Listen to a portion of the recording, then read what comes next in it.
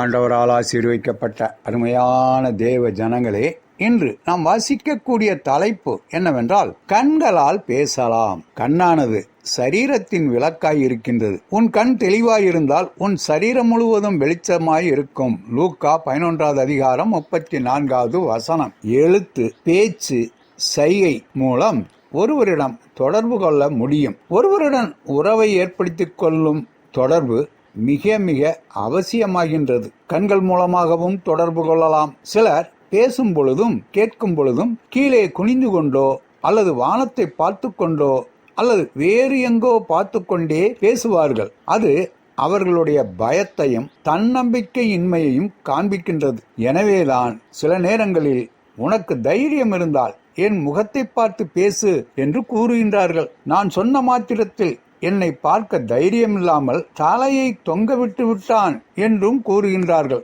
ஒருவரை விருப்பம் இல்லாவிட்டாலும் கண்களை பார்த்து பேசுவதும் இல்லை, கண்ணை பார்த்து சொல்வதை கேட்பதும் இல்லை. இப்படிப்பட்ட சமயங்களில் நாம் சொல்வதும் கேட்பதும் விளங்குவதே இல்லை. எதுவும் பேசாமலேயே பேதுருவின் கண்களை கர்த்தர் நோக்கி பார்த்தார். பார்த்த பார்வையில் இயேசு சொன்னதை நினைவு கொண்டு மனம் கசந்து அழுது மனம் திரும்பினான் பேதுரு. நிச்சயமாக அது ஒரு அன்பான சோகமான பார்வையாகத்தான் இருந்திருக்க வேண்டும்.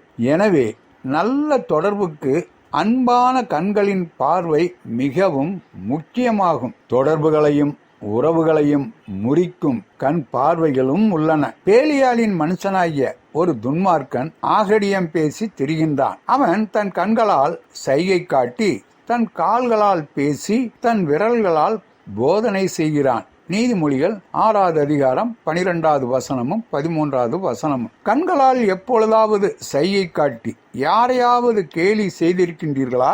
எதிரிகளாக நினைப்பவர்களோ பொறாமைக்கு உள்ளவர்களோ அவர்களை கடந்து செல்லும் பொழுது கண்களால் சைகை காட்டி சிலர் ஏளனமாக சிரிக்கின்றார்கள். இப்படிப்பட்டவர்களை பேலியாளின் மனுஷன் என்றும் துன்மார்க்கன் என்றும் வேதாகமம் அழைக்கின்றது. அந்த பட்டியலில் நாம் ஏன் இடம் பெற வேண்டும்?